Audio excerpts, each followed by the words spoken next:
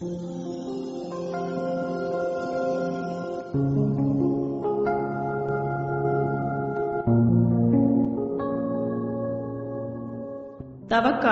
4ஆம் வாரம் ஞாயிற்றுக்கிழமை. முதல் வாசகம் யோசுவா நூலிலிருந்து வாசகம். அதிகாரம் 5, இறை வசனங்கள் 9 மற்றும் 10 முதல் 12 வரை. அந்நாட்களில் ஆண்டவர் யோசுவாவிடம், இன்று எகிப்தியரின் பழி சொல்லை உங்களிடமிருந்து நீக்கிவிட்டேன் என்றார். இஸ்ரேலர் கில்காலில் தங்கினர். மாதத்தின் 14ஆம் நாள் மாலை எரிகோ சமவெளியில் பாஸ்கா கொண்டாடினர்.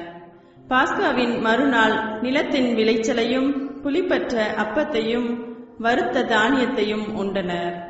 நிலத்தின் விளைச்சலை உண்ட மறுநாளிலிருந்து மன்னா நின்றது. இஸ்ரேலருக்கு மன்னா மீண்டும் கிடைக்கவில்லை. கானான் நிலத்தின் விளைச்சலை அந்த ஆண்டு உண்டனர். இது ஆண்டவர் வழங்கும் அருள்வாக்கு. இறைவா, உமக்கு நன்றி. ஆண்டவர் எத்துணை இனியவரென்று சுவைத்து பாருங்கள், சுவைத்து பாருங்கள். ஆண்டவர் எத்துணை இனியவரென்று சுவைத்து பாருங்கள், சுவைத்து பாருங்கள். ஆண்டவரை நான் எக்காலமும் போற்றுவேன். அவரது புகழ் எப்பொழுதும் என் நாவில் ஒலிக்கும். நான் ஆண்டவரை பற்றி பெருமையாக பேசுவேன். எளியோர் இதை கேட்டு அக்களிப்பர், எளியோர் இதை கேட்டு அக்களிப்பர். ஆண்டவர் எத்துணை இனியவரென்று சுவைத்து பாருங்கள், சுவைத்து பாருங்கள். ஆண்டவர் கண்கள் நீதிமான்களை நோக்குகின்றன. அவர் செவிகள் அவர்களது மன்றாட்டை கேட்கின்றன. ஆண்டவரின் முகமோ தீமை செய்வோருக்கு எதிராக இருக்கின்றது. அவர் அவர்களின் நினைவே உலகில் அற்று போகச் செய்வார். அவர் அவர்களின் நினைவே உலகில் அற்று போகச் செய்வார். ஆண்டவர் எத்துணை இனியவரென்று சுவைத்து பாருங்கள், சுவைத்து பாருங்கள். நீதிமான்கள் மன்றாடும் போது ஆண்டவர் செவி சாய்க்கின்றார். அவர்களை அணைத்து எடுக்க நின்றும் விடுவிக்கின்றார்.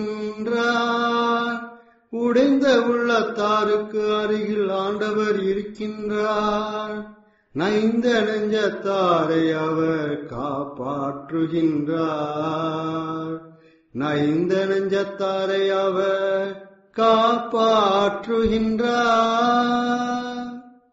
ஆண்டவர் எத்துணை இனியவரென்று சுவைத்து பாருங்கள், சுவைத்து பாருங்கள். நேர்மையாளருக்கு நேரிடும் தீங்குகள் பல.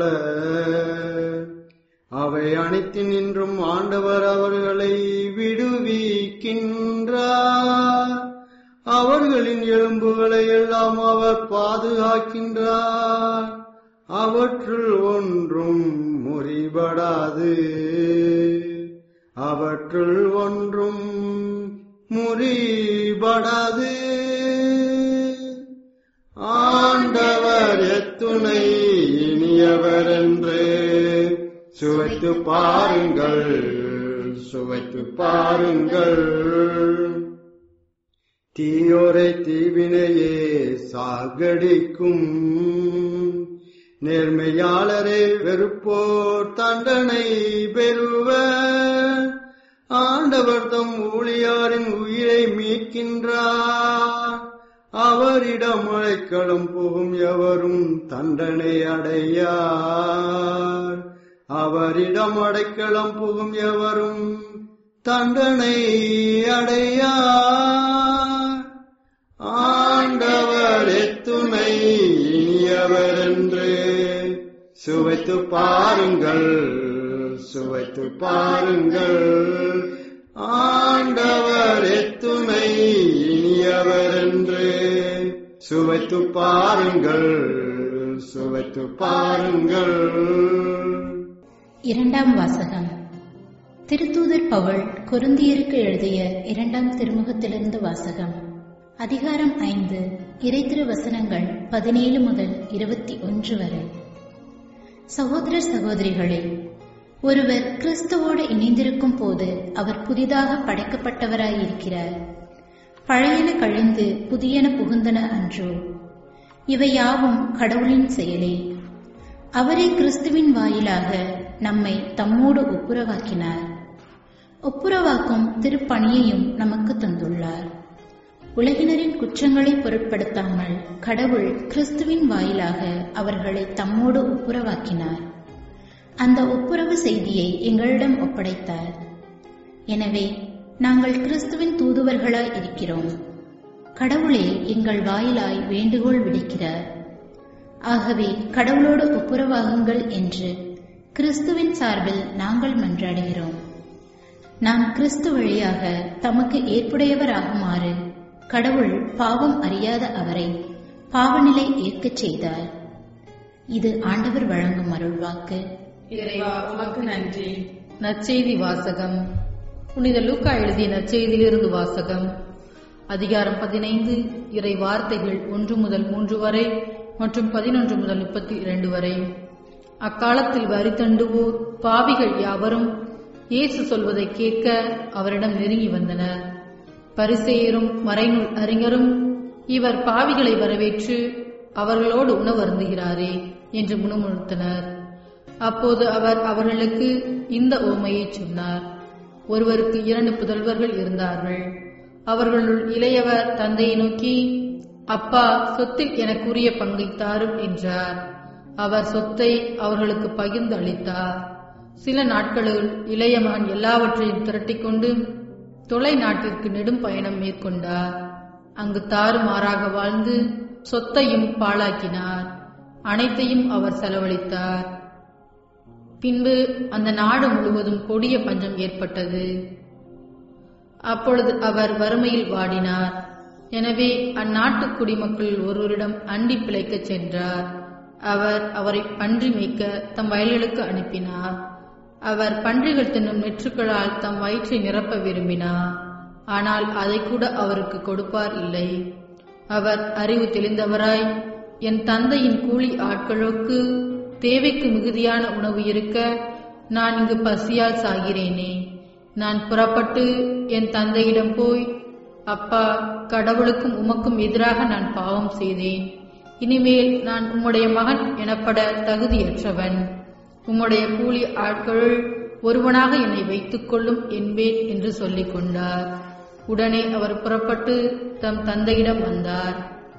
தொலையில் வந்து கொண்டிருந்த போதே அவர் தந்தை அவரை கண்டு பரிவு கொண்டு ஓடிப்போய் அவரை கட்டி தழுவி முத்தமிட்டார். மகனோ அவரிடம், அப்பா, கடவுளுக்கும் உமக்கும் எதிராக நான் பாவம் செய்தேன். இனிமேல் நான் உம்முடைய மகன் எனப்பட தகுதி அற்றவன் என்றார். தந்தை தம் பணியாளரை நோக்கி, முதல் தரமான ஆடையை கொண்டு வந்து இவனுக்கு உடுத்துங்கள். இவனுடைய கைக்கு மோதிரமும் காலுக்கு மிதியடியும் அடிவியுங்கள். கொழுத்த கன்றை கொண்டு வந்து அடியுங்கள். நாம் மகிழ்ந்து விருந்து கொண்டாடுவோம். ஏனெனில் என் மகன் இவன் இறந்து போயிருந்தான், மீண்டும் உயிர் பெற்று வந்துள்ளான். காணாமற் போயிருந்தான், மீண்டும் கிடைத்துள்ளான் என்றார். அவர்கள் மகிழ்ந்து விருந்து கொண்டாடத் தொடங்கினார்கள். அப்போது மூத்த மகன் வயலில் இருந்தார். அவர் திரும்பி வீட்டை நெருங்கி வந்து கொண்டிருந்த போது ஆடல் பாடல்களை கேட்டு ஊழியர்கள் ஒருவரை வரவழைத்து, இதெல்லாம் என்ன என்று வினவினார். அதற்கு ஊழியர் அவரிடம், உம் தம்பி வந்திருக்கிறார். அவர் தம்மிடம் நலமாக திரும்பி வந்திருப்பதால் உம் தந்தை கொழுத்த கன்றை அடித்திருக்கிறார் என்றார். அவர் சினமுற்று உள்ளே போக விருப்பம் இல்லாதிருந்தார். உடனே அவருடைய தந்தை வெளியே வந்து அவரை உள்ளே வருமாறு கெஞ்சி கேட்டார். அதற்கு அவர் தந்தையிடம், பாரும், இத்தனை ஆண்டுகளாக நான் அடிமை போன்று உமக்கு வேலை செய்து வருகிறேன். உம் கட்டளைகளை ஒருபோதும் மீறியதில்லை. ஆயினும் என் நண்பர்களோடு நான் மகிழ்ந்து கொண்டாட ஒரு ஆட்டுக்குட்டியை கூட என்றுமே நீ தந்ததில்லை.